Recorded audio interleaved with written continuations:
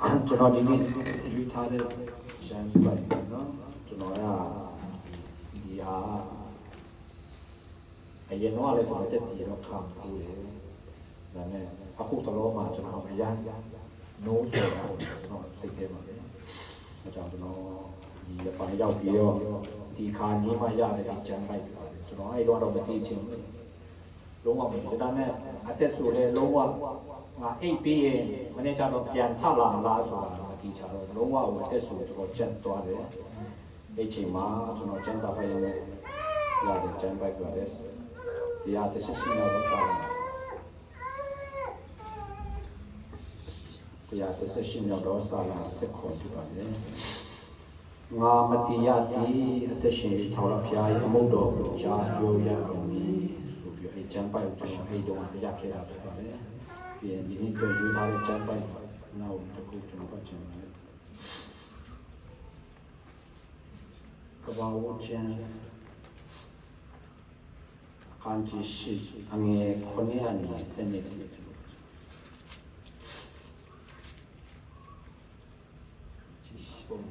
ပတ်ချာသူကြည်အားဒီဒီပေါ်မှာရေမခါမချောက်မြည်တတ်ရောတွာလာရဲ့အနေဒီတပန်းရေမျက်နှာပေါ်မှာရေကုန်ဒီမကုန်ဒီကိုသိချင်းမှာချိုးတကောင်ကိုလွတ်ပြန်လေမိတပြေလုံး၌ရေရှိသေးသောကြောင့်ချိုးပြီးခြေနှင့်နေ၍အမောဤစရာကိုမတွေ့တဖြင့်နောဤစီယာတဘောလုံးပြန်လာလေနောဤဒီလည်းလက်ကိုဆိုင်၍ချိုးကိုကြိုက်ရုံပြီးလေမိမိနေရာတင်ဘောတဲ့တွင်လေတပန်းခொနည်းဤပြီးမှသူချူကိုတင်ဘောတဲ့ကလွတ်ပြန်လေညဝိုးချိန်၌ချိုးပြီးနောဤသာတို့ပြန်လာလို့မိမိစိတ်ကိုတော့တာဝန်၍ကိုမိမိတို့ဒီဖြင့်စွန့်ခဲ့တော့ကြောင့်မြေကြီးပေါ်မှာရေကုန်ကြောင်းကိုနောဤဒီလေတပန်းခொနည်းဤပြီးမှသူချူကိုလွတ်ပြန်လေနောက်တပန်းချူပြီးမပြန်လာဘူးအခုတော့မှဟဲ့ဒီချမ်းပိုက်ကျွန်တော်ဘာခံစားလဲဆိုတခါကျကျွန်တော်တက်တာပေါ့နော်ဒီကြီးအောင်ပေါ့နော်ကြီးရဆိုတာအတိတဲ့အတိုင်းပဲဒီအစာစိမ်းတော့အသားစိမ်းတော့ရမ်းကြိုက်တယ်မြက်ပြီနော်အခုဒီမှာဆိုလည်းရှိတယ်ကြီးရဆိုအမိုက်မှာဆိုရင်ဒီကြီးရကြီးဆွဲယူတာပုံလို့အရန်လည်းအားတာလေညစ်ပတ်တဲ့ဟာအရန်ကြိုက်တဲ့ဟာဖြစ်တယ်။ဒါကိုဖိုက်ရင်းနဲ့ကျွန်တော်ပါသဘောပေါက်သွားတယ်ဆိုကျွန်တော်တက်တာပေါ့နော်ကျွန်တော်ကအရက်ဒီတောက်ငါရင်တော့လည်းကျွန်တော်တို့တက်တောက်တဲ့စားဆို15နှစ်ကျွန်တော်10တန်းကိုတောင်းအောင်ပြော10တန်းရောက်တဲ့နေ့မှာကျွန်တော်ရောင်ပေါ်မှာကြောင်းတက်တော့ဒီငွေကြောင်းပြည့်ရဲ့လို့ဆိုကျွန်တော်အနေရှိတဲ့ရွာကိုပြန်လေ့ရှိတယ်အဲ့လိုပြန်ရင်းနဲ့ကျွန်တော်စီရင်တဝိုက်ပါနော် crochet ဆရာတို့ crochet ဆိုတာအဲ့မှာ SCC ဆိုတာအဲ့မှာတခုရှိအဲ့ဒီမှာပွဲရှိတော့အဲ့မှာတွဲနေကျွန်တော်ရွာမှာရှိတဲ့ကျွန်တော်တကယ်ချင်းနေအကုန်လုံးကသူတို့ကအဲ့တုန်းနဲ့သူတို့ကတောက်တက်နေတယ်တော်တော်ဘယ်လိုတော့ကျွန်တော်ကမတောက်တက်သေးတယ်ကျွန်တော်ခင်းနောက်ကြလို့ပြောရမှာတောက်တက်နေတယ်သူတို့ကပြောတဲ့သားတောက်နေတယ်ကောင်းတယ်ဘာကောင်းလဲဆိုတော့အဲ့ရွေကလူပြိုဟိုအရွယ်ပေါက်စားရွယ်ဆိုတော့ဒီမင်းကလေးကောင်မလေးဆိုနည်းနည်းဟိုချစ်တဲ့ဟိုစကားကြီးပါပြောချင်တဲ့ရွယ်ဖြစ်နေပြီလေအဲ့တော့မပြောရဲဘူးဒီတိုင်းဆိုမပြောရဲတော့ရရက်တောက်ရင်နဲ့ဒီဘယ်လိုမျိုးပြောရဲဆိုရဲရှိတယ်လား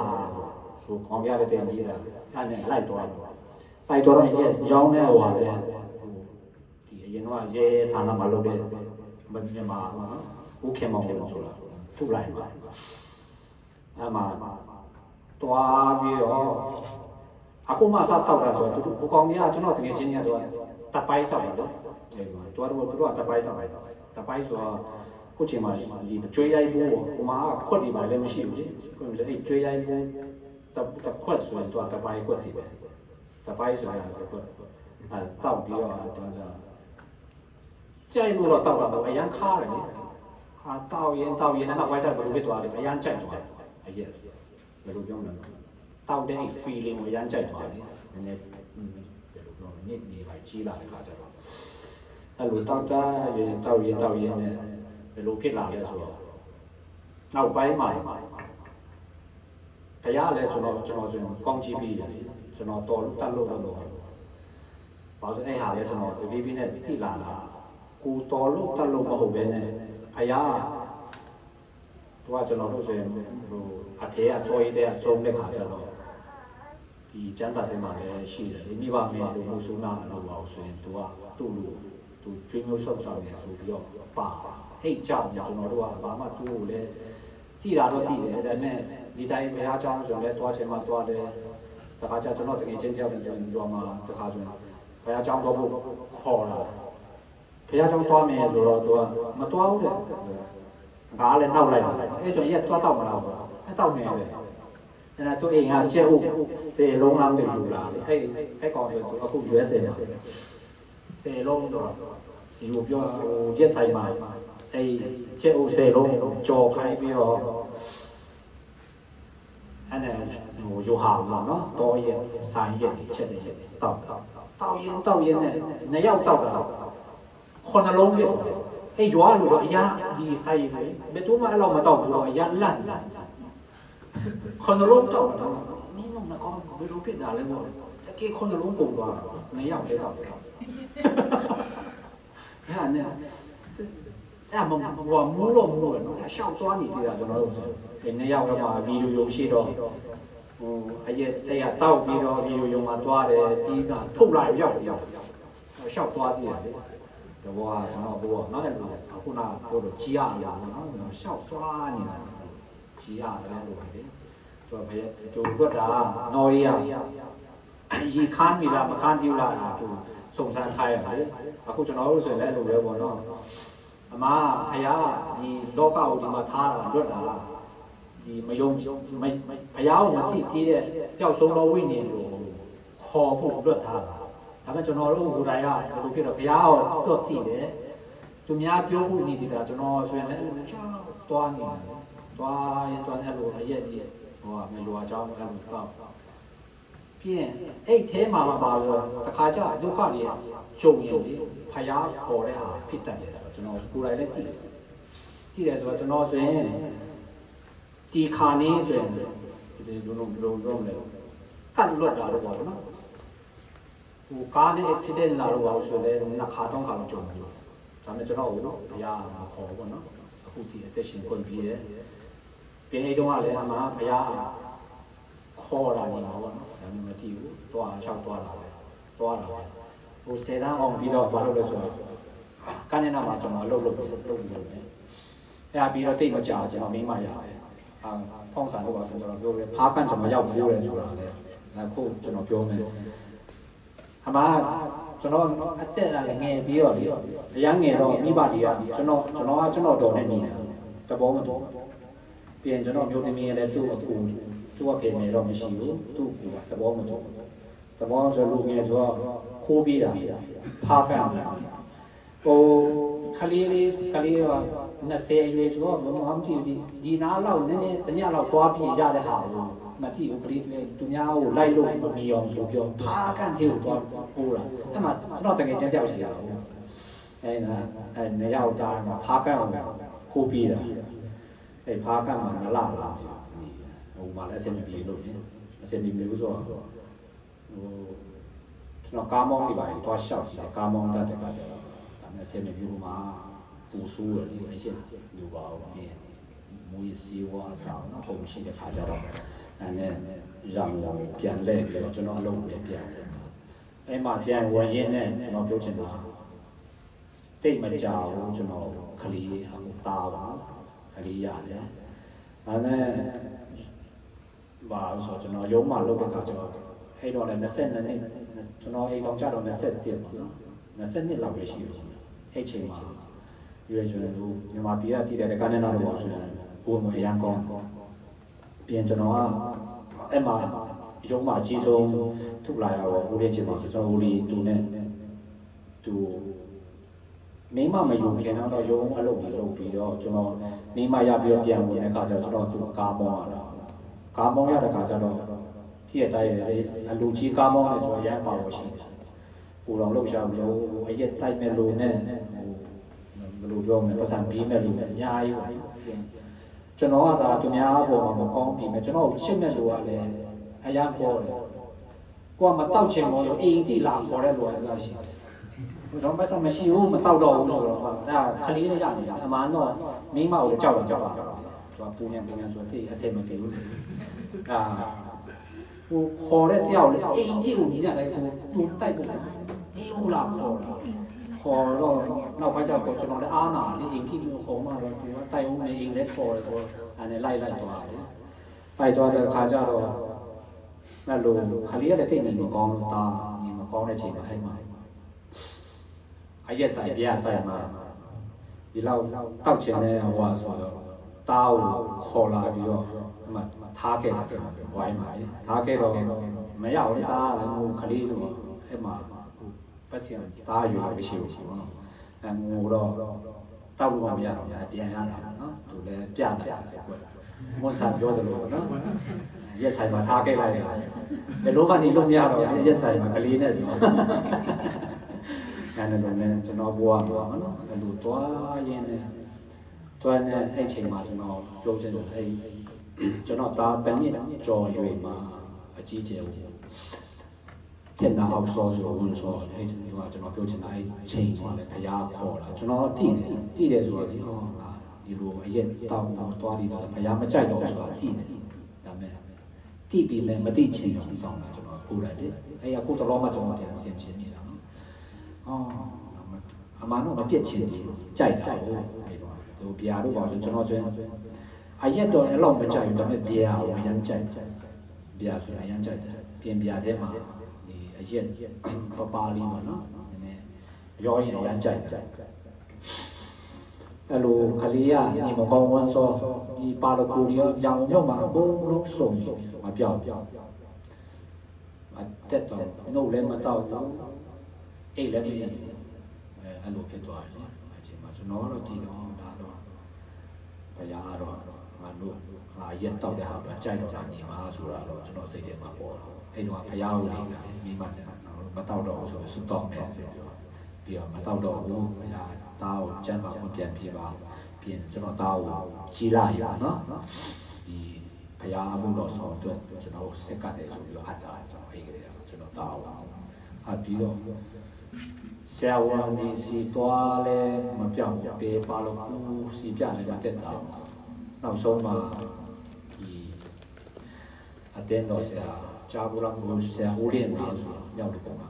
ကျွန်တော်တို့မျိုးပေါ့နော်သူက prophet ဒီပိုင်းဟောဖြစ်တယ်အမြင်ကသူစီစုတောင်းခိုက်ပါလားစုတောင်းခိုက်တော့ကျွန်တော် prophet တော့ပြုတ်လိုက်ပါတယ်ဒါမဲ့ပူစိတ်ဆင်းရတယ်တော့ဆိုဒါတောင်းမြင်ပါလည်းတက်ရှင်တော့မယ်တီတော့မယ် prophet ပြုတ်လိုက်တာတော့စိတ်ချမ်းသာဖို့ကောင်းတယ်။အရာကြားလို့တော့ကောင်းတယ်ဆိုတော့အရင်စိတ်ဆင်းရတယ်။ prophet ပြုတ်လိုက်တာ။ဒါတော့နေ့ပဲစစ်စစ်နေဆိုကျွန်တော်အဲ့ကြတယ်မယုံအဲ့ကြတယ်ကျွန်တော်အလုံးဝမယုံဘူးမဖြစ်နိုင်ဘူး။သူစူတောင်းချက်လည်းကျွန်တော်ကအမားကိုကိုယ်လည်းမလူချင်တဲ့ခါကျတော့မယုံဘူးလို့ပြောတယ်။သူကနောက်ပိုင်းကျဒါလည်းပျောက်တဲ့ဟိုယောဂပျောက်သွားတယ်။ဒါနဲ့ကျွန်တော်တို့ကကြောက်သွားပြီမဲ့နာတော့မတောက်တော့ဘူးဆိုတော့ဘုရားကိုဆူတောင်းပြောလိမ့်တယ်ပြီးပြန်တောက်ပူဆိုးရပူတော့ဆိုးဟဲ့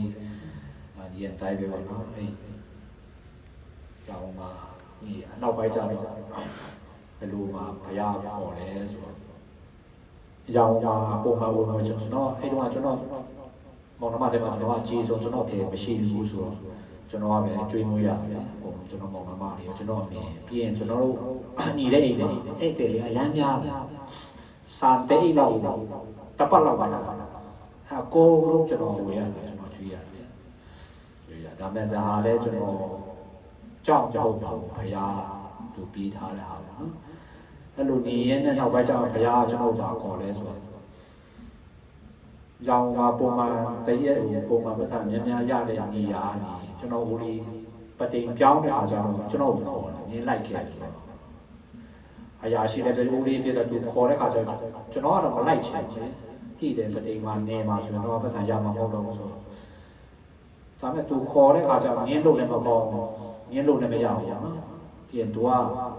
သူ့မိန်းမ နည်းနည်းအစင်မပြေဘူးဆိုတာပြောတော့ကျမ်းမာရေးတိတ်မကောင်းတော့လေသူတယောက်ထဲသွားမယ်နေရာဖြစ်တဲ့ခါကျကျွန်တော်ကခေါ်တယ်ဆိုတော့အဲ့ဒါနဲ့ကျွန်တော်ကလိုက်သွားတယ်ပတိမှာရောင်ပါလေးနှစ်လှုပ်လာပြီးတော့ဒီမှာပတိပြောင်းသွားတယ်ပတိမှာတနည်းနည်းတော့ဟိုမှာရောက်ဒီတိုင်းလုံးမှာကားစီးဆိုလည်းနည်းနည်းလေးတရက်သူရောင်ကုန်လို့ပေါ့မှာကျွန်တော်ရုပ်နေဆိုရင်တောင်းကုန်လို့ပေါ့ဆိုတရက်ကားလာလောက်တဲ့လို့ပေါ့ဆိုတရက်အစီ900 600လာတယ်ဒီလိုင်စင်တော့ပေါ့ဆိုကားလိုင်စင်တက်တာတူအတိလုံးပါနေဆိုရင်တရက်ထောင်နဲ့ချီတဲ့လာတဲ့နေရာနေပတင်ရောက်သွားတဲ့ခါကျတော့ဘာမှမရှိဘူး6ကတ်နေလုံးဆိုဘာမှမရှိတရက်လာရင်ခေါ်လာရင်စီးတော့လာခေါ်လာရင်စီးနဲ့ဆိုင်ကယ်နဲ့စီးတော့စီးလာတယ်ဘာရမှာတော့ဘာမှအဆင်မပြေဘူးလေအဆင်မပြေပြီမဲ့တနည်းလောက်ကျွန်တော်လုပ်တယ်အဲ့မှာကျွန်တော်ကတည်းဆိုအဲ့ရလဲဒီမှာတော့ဘုရားကျွန်တော်ခေါ်တာပေါ့နော်ဒါဘုရားပြမှာလဲအဲ့ဒီမှကျွန်တော်ကအဲ့ဒီရုံကနေထွက်ပြီးတော့အဲ့ပတေကနေအလိုထွက်ပြီးတော့စလုံးထွက်သွားတယ်အစင်မပြေမိသားစုတို့လည်းဝင်နေတိတ်အစင်မပြေတဲ့ခါကျတော့ဒီအလိုကနေထွက်မရတော့ဘူးဆိုပြီးတော့မိသားစုမှာလည်းကျွန်တော်ပဲအကြီးဆုံးဆိုတော့ကျွန်တော်မောင်နှမလေးကအကြီးဆုံးအဖေလည်းမရှိဘူးဆိုတော့ဒါနဲ့အဲ့ကာညနာနေအလုပ်ထွက်ပြီးတော့ကျွန်တော်စင်ကာပူထွက်သွားတယ်စင်ကာပူမှာတောင်းနေအလုပ်လည်းပြေးမှမလေးရှားကိုရောက်တယ်မလေးရှားမှာကျွန်တော်ဒီအတိုင်းပဲလုပ်တယ်နေလာတယ်တောက်စားတယ်ပြေတော့ပိုင်းဆိုပူဆိုးလာအရင်တော့စားတော့ဆိုင်မှာလုပ်တော့အဲ့လောက်ဝင်ငွေလက်တိတ်မကောင်းဘူးစားတော့ဆိုင်တော့ဝင်ငွေရတော့ထောင်ကြောပေါ့ထောင်ပတ်နေဆိုတော့တောက်လည်းမတိုင်တောက်ရင်လည်းဘယ်လိုမှအဆင်မပြေဘူးလေအိမ်ခါနေဆိုတော့ဘာကြောင့်အကွန်လိုက်တဲ့ခါကျတော့ဘုရားလည်းကောင်းကြည့်ပြီးရဆိုတော့တကယ်ကောင်းကြည့်ပြီးတယ်ဆက်ဆံအရန်လက်ခတော့အရန်အများကြီးတော့မဟုတ်ဘူးဒါပေမဲ့ကြားပေါက်အများကြီးရှိဟိုကောပါပိုက်တော့ဒီမှာပေါ့ကောပါပိုက်တော့ရောင်းစားလာတော့နေရာရက်တော့ပြီးနောက်ပိုင်းကောပါပိုက်မရှိရင်ဒီဘုရားလည်းကျွန်တော်ချီးမြှောက်တာဟိုဆန်ဝေးကွန်ဒိုအဲ့ထဲမှာကျွန်တော်ဒီအကွန်နဲ့ပတ်သက်တာကျွန်တော်အကြီးဆုံးသားတဲ့ခါကျတော့ကျွန်တော်လည်းထင်ပါဆိုတော့မပြည့်လည်းပြည့်တယ်ဆိုကိုယ်ရောင်းစားချင်တဲ့ခါကျတော့ပြည့်တယ်ဆိုပြောလေးပြီးတော့ရောင်းစားတယ်ဘုရားလည်းချီးမြှောက်တာတမနီရပါအရန်ချစ်တာကျွန်တော်တကယ်နော်ကျွန်တော်ပြန်စဉ်းစားရတယ်ကျွန်တော်ဘဝမှာကျွန်တော်ဘာမှလည်းမတတ်ဘူးတော်လို့လည်းမဟုတ်ဘူးနော်သူတို့လည်းဖားတတ်လားဆိုဖားတတ်တာပဲဒါပေမဲ့အဲ့မနီရတရုတ်မနီရအရန်ချစ်တာ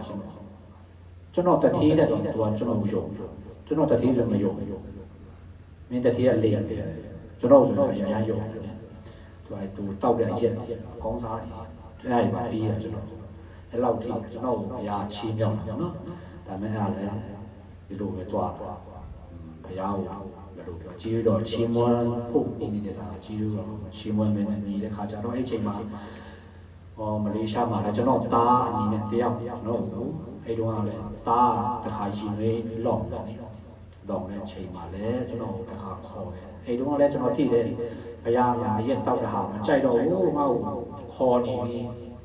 ဒီလိုတွားဖို့ဘုရားလိုတော့မရှိဘူးဆိုတော့တည်တယ်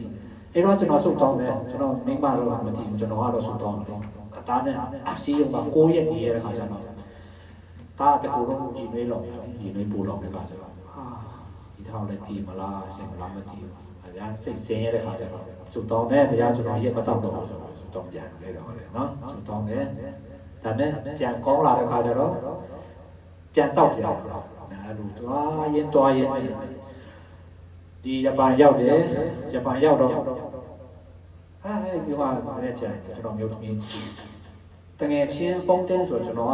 အရာများတော့ဒီခါကျကျွန်တော်မျိုးသမီးကအပုံတင်းနဲ့ဆိုညပြတ်လို့ဆိုတောက်ပြီးဆိုရင်တနား2နာရီလောက်မှပြန်လာတောက်ပြီးဆိုရင်တော့ပြန်မလာတော့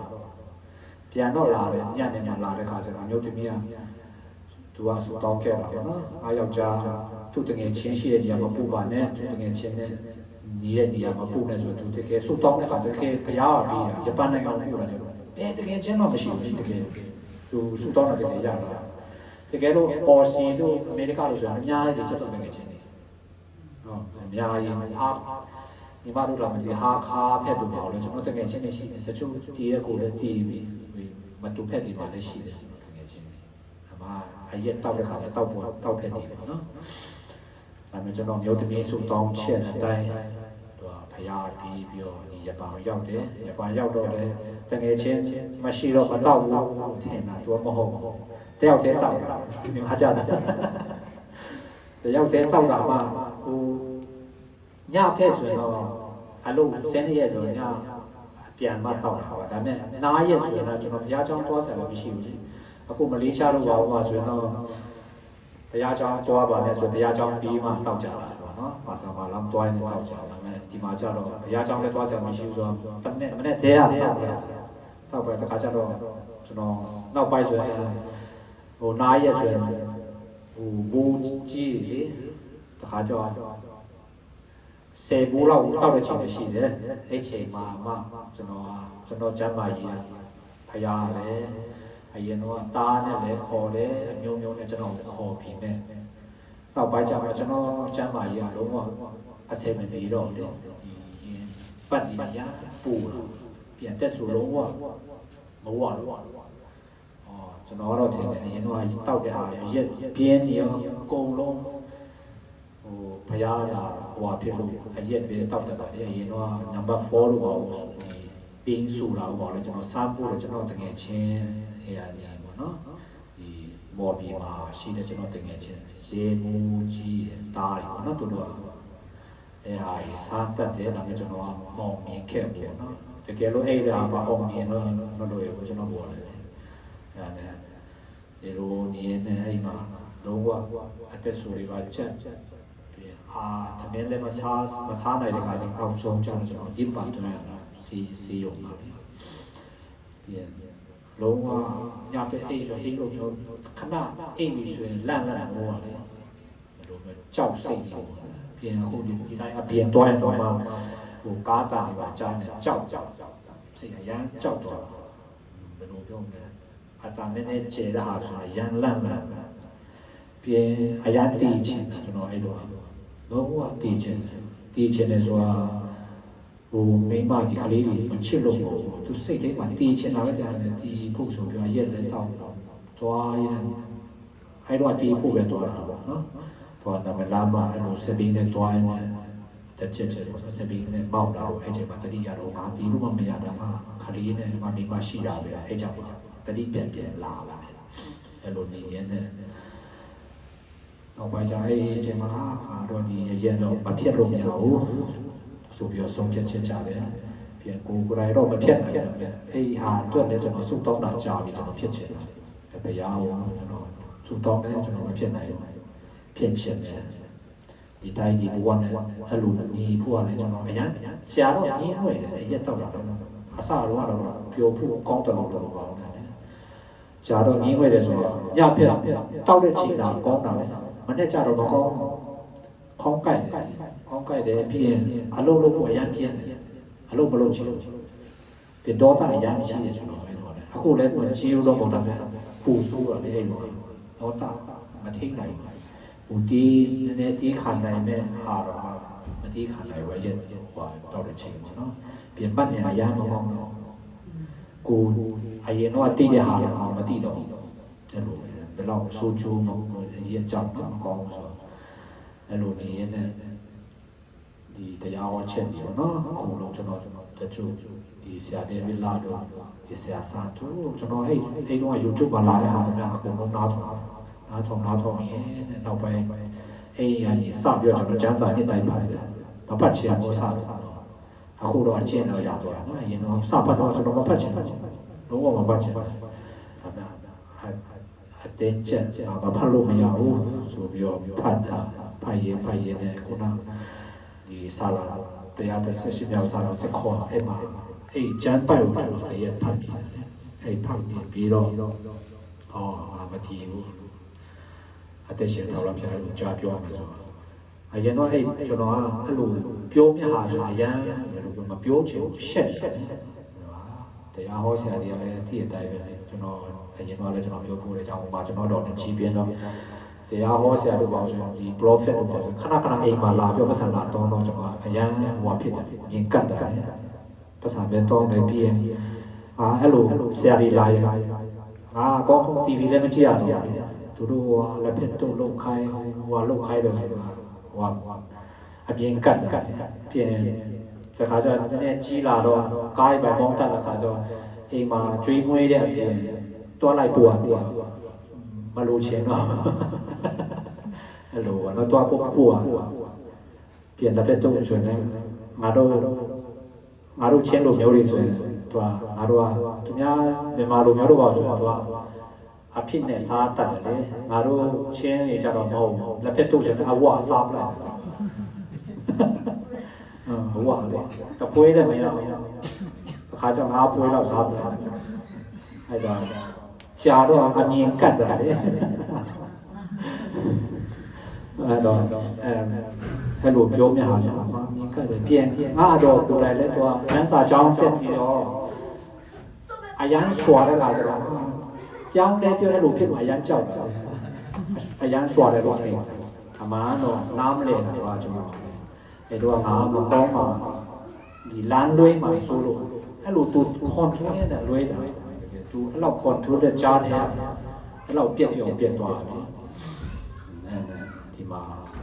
အဲ့လိုရင်းနေရပြန်ကောင်းလာတယ်ခုနအဲ့ဖတ်သွားတဲ့ကပောက်ချမ်းလာတော့နော်ဤခေတ္တကအဲ့အရာငယ်တော့လည်းကျွန်တော်တို့အကုန်လုံးတည်ပြီးသားပါနော်ဤကတကယ်တော့အဲ့ကြီးအောင်လွတ်တာအပြင်မှာရေခါနေတော့ခါတီးလာဆိုတာစုံစမ်းဖို့လွတ်တာအဲ့လိုကျွန်တော်နားလေလိုက်တာဒီရနေကိုမနေဘယ်လိုနားလဲတော့ကျွန်တော်သဘောပေါက်တာကျွန်တော်ကိုယ်တိုင်ဒီဘုံမောတာအကုန်လုံးလဲဖရာဒီကလောကဘာချင်းမှာလွတ်တာဒီကြီးအလို့ဖြစ်ဖို့တော့လွတ်တာမဟုတ်လေအမကြီးကလည်းအမတော့လွတ်တာဆိုတော့သူပြန်လာစီတော့တည်းဒီရေခါနေလားရေရှိတိကျမရှိပြတိဖို့လွတ်တာအခုကျွန်တော်ဒီကိုမောင်တော့လည်းအမတော့ဒီပျောက်ဆုံးဝိညာဉ်တော်ဒီ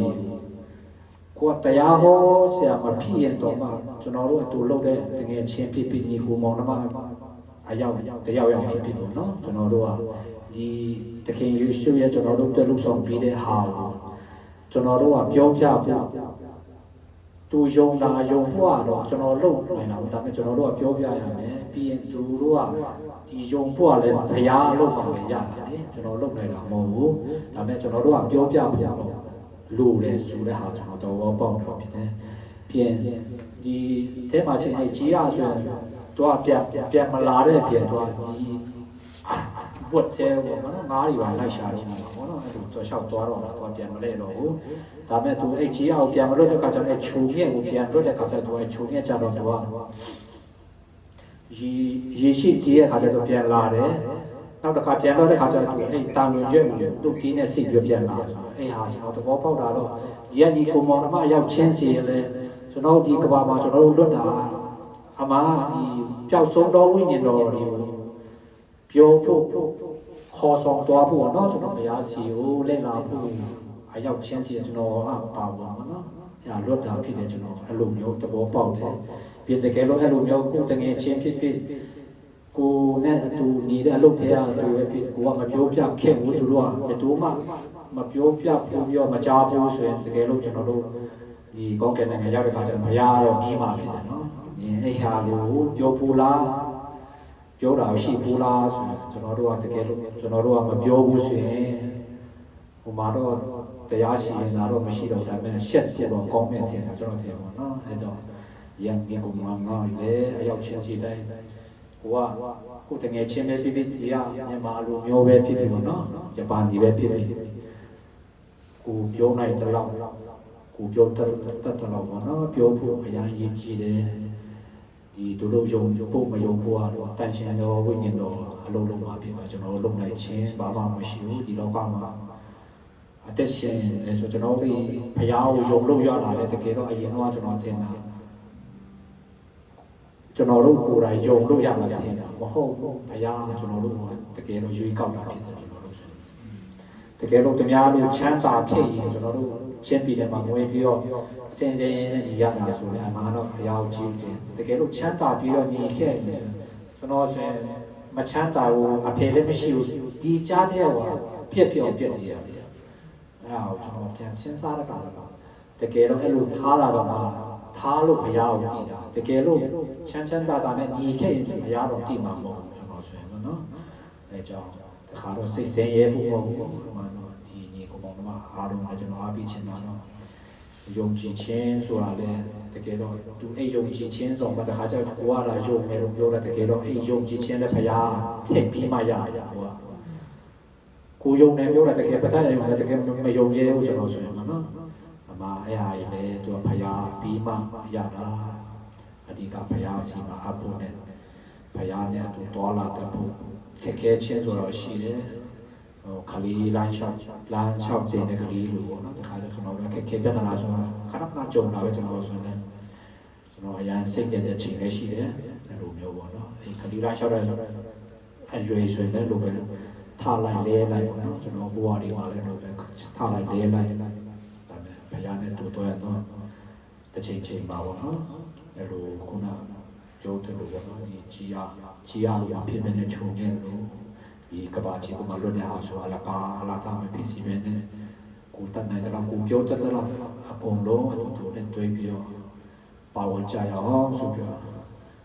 အားပေးချင်ပါတယ်ကျေးဇူးတင်ပါတယ်